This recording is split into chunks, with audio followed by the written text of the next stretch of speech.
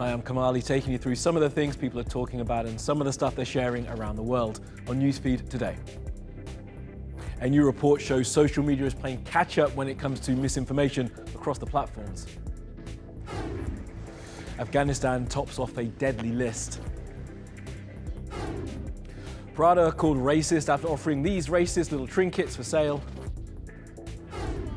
And good news, bad news. Miss Universe may be getting updated. Miss Universe still exists.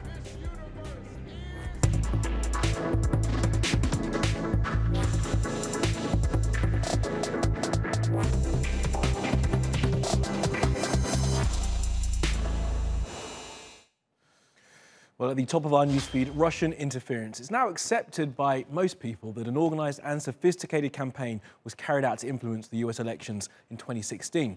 Now a report seen by the Washington Post reveals the length and breadth of that operation and highlights how slow social media companies were to respond. And it seems those companies may still be behind the curve. The scale of the efforts to manipulate Americans online is now being seen in full. A Senate report has been published by the Washington Post. Its focus: the Russian disinformation campaign. Russians working at the Internet Research Agency or IRA have now been charged with criminal offenses for interfering in the 2016 US election campaign. But the report provides an insight on targeted messaging, shifting strategies, and the nature of disinformation. The origins date back to 2009 and attempts to influence Russian domestic politics. Ambition and opportunity led to it turning toward US politics too. The first instance was detected on Twitter in 2013. It grew sharply from there and added YouTube and Instagram before adding Facebook. Facebook was particularly used to target conservatives and African Americans. More than 99% of all engagement, meaning likes, shares, and other reactions, came from 20 Facebook pages. Together, these pages generated 39 million likes, 31 million shares, 5.4 million reactions, and 3.4 million comments. Overall, the Russian campaign reached 126 million people. The strategy on Instagram was not explicitly political, but sent implicit messages to create rifts by inciting race, ethnicity, and identity politics through posts. The campaign reached 20 million people on Instagram. The photo-sharing platform had 133 accounts linked to IRA.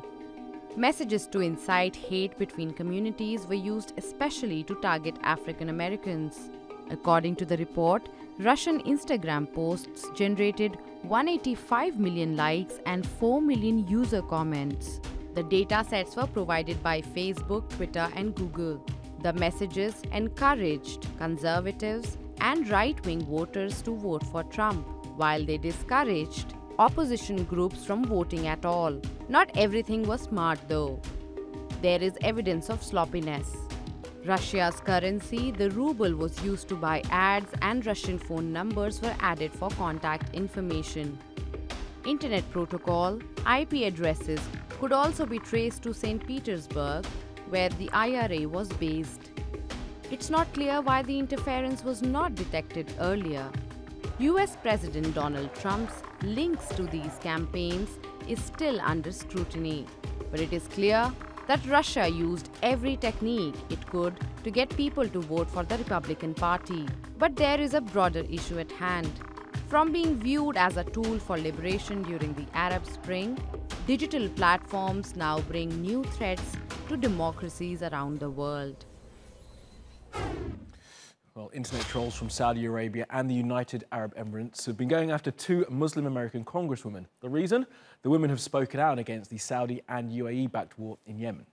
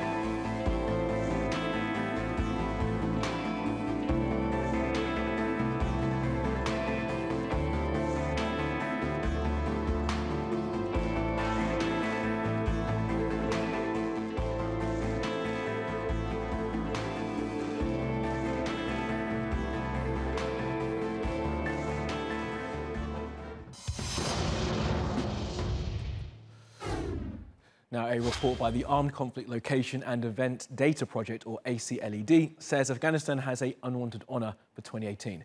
It's the deadliest war zone on the planet.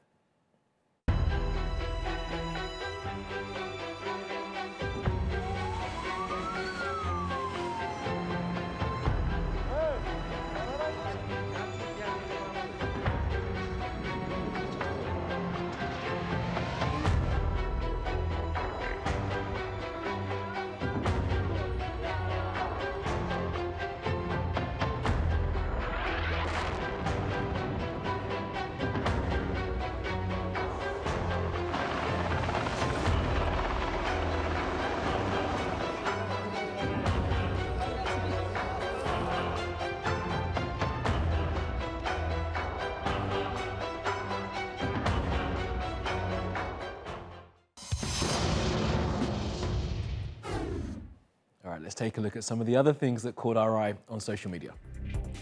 Now, it costs $550. It's made by Prada and has had social media blowing up since it first appeared in their New York store. After someone pointed out just how offensive that little doll is, Prada removed it from sale and said they would form an advisory council on diversity. They also said they will send any profits to a charity fighting racial injustice. The founder of Vine and Trivia HQ, Colin Kroll, has died. Reports say he'd taken heroin and cocaine and was found dead in his bed in his apartment in New York. He was 34. All adult content has now been banned from the social media site Tumblr. Since its inception in 2007, Tumblr has been one of the most liberal places for images on the internet, but has recently been taken off the Apple Store because of it. This is an attempt by Tumblr to self-regulate before a government regulates them. But it's angered some users who've started a #logoff protest. Well, next we take you to North Africa and look at a people seeking more respect and recognition from the nation states in the area. This flag can be often spotted at protests, celebrations, and even at football games across North Africa. But it doesn't belong to any one country, region, or organization. This is the flag of the Amazigh people, and it's a symbol of pride for many in North Africa. So who are the Amazigh? They are the indigenous people of North Africa who have lived in the region for thousands of years. Most of them live between the Siwa Oasis in the eastern outskirts of Egypt and the Canary Islands to the west in the Atlantic Ocean, and from the Mediterranean to the Sahara in the south. Their flag was adopted in 1997 by the Amazigh Congress, a body established to defend their rights, and it symbolizes unity and cultural renaissance. The blue is the Atlantic Ocean and the Mediterranean Sea. The green is Tamazight, the land they come from, and the yellow is for the desert. The red Yaz symbolizes a free man, which is also the meaning of the word Amazigh. Even though North Africa is regarded as predominantly Arab, more than 30 million Amazigh live across the region, and they face a number of challenges. The Amazigh people are commonly referred to as Berber, but they reject the reference as it has over the years been associated with the word barbaric. In Morocco and Algeria, nearly 1/3 of the populations speaks one of the Amazigh languages. Tamazight was the main language of North Africa before the Muslim conquest in the 7th century brought Arabic to the region. But for decades, the Amazigh have been demanding official recognition of their language. In 2011, Morocco recognized it as an official language. 5 years later, Algeria did too. Both countries have also recently started teaching Tamazight at public schools. In Libya, Tunisia, and Egypt, the Amazigh communities are still struggling for language recognition and cultural rights. Despite the challenges, the indigenous Amazigh have remained an unyielding community, and their vibrant culture continues to live on across the region.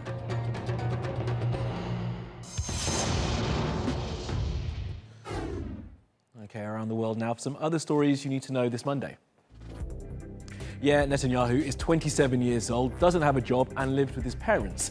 He was banned from Facebook for 24 hours for saying Palestinians are monsters and that all Muslims should leave Israel. He's the Israeli Prime Minister Benjamin Netanyahu's eldest son. Vahid Saidi Nasri was in jail in Iran for criticizing the Supreme Leader Ayatollah Ali Khamenei. He went on hunger strike over his detention and died last week. He'd been jailed in 2015 on charges of spreading propaganda against the state on his Facebook account. There is a row going off on Indian Twitter after the chief of the army said women were not fit for combat roles. He says that many soldiers are from villages and not used to taking orders from women, that women would need maternity leave, and that if a woman was killed, she'd leave behind her children. He's been criticised for his patriarchal views. Now, there are only a few armies around the world which allow women to serve in combat roles. The UK only lifted their ban on the roles in October. Now, charity begins at home, especially for this man of God from the USA. He bought his wife a $200,000 Lamborghini for their 8th wedding anniversary and put up this video of him doing so. He then had to put up another video defending the gift and reassuring his parishioners the money had not come from their donations. Praise be. And sticking with money from heaven, a guy who claims to be a cryptocurrency billionaire made it rain in Hong Kong yesterday, literally. He set up a stunt to throw at least $5,000 from a roof in the city. Now, dressed in a hoodie and carrying a bow, Wong Ching-kit said, "I don't know whether any of you believe money can fall from the sky." And then the money started falling from the sky. He was arrested later in the day when he tried to repeat the stunt.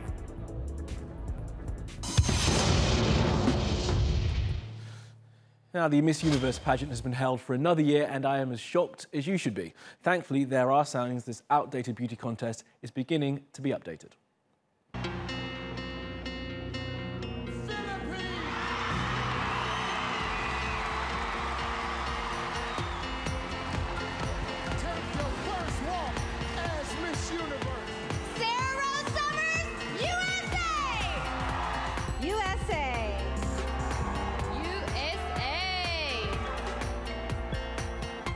Jingle bells, jingle all the way.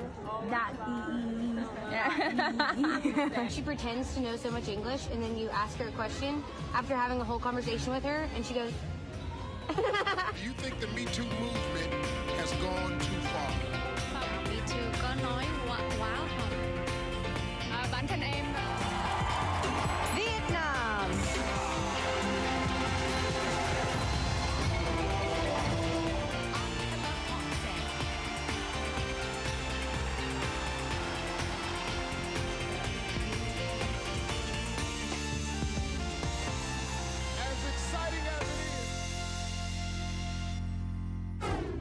A Turkish robotics company have produced a creepy look into the future. You know the future, where robots and ARs are our bosses. Take a look.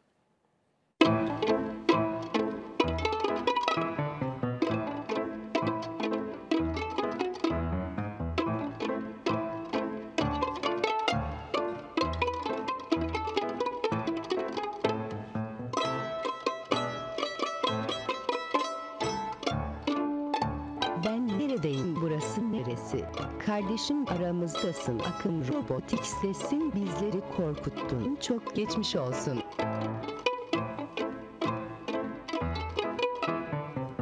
Olay nasıl oldu?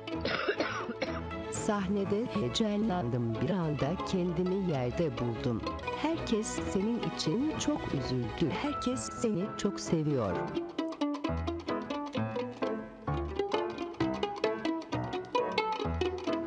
Etli ekmek sevdiğini söylüyordun. Afiyet olsun.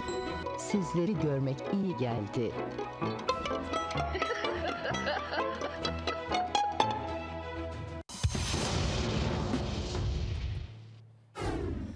And on the 17th day of Christmas or December, Newsfeed gives to you a man in a box. Whoa! What is it? What is it? What is it? Oh my God! Now, this video has been watched more than 12 million times since it was posted on Twitter with the words, "My nephew got to unwrap the only Christmas gift he'd asked for a few days early."